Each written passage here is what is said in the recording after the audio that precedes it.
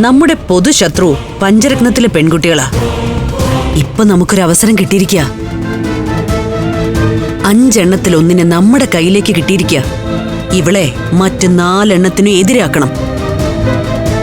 അതിന് ഞാൻ സ്നേഹത്തോടെ അടുക്കുന്നതായിട്ട് ഭാവിക്കണം. നിനക്ക് ചെയ്യാൻ കഴിയുന്നത് എന്താണെന്നറിയോ?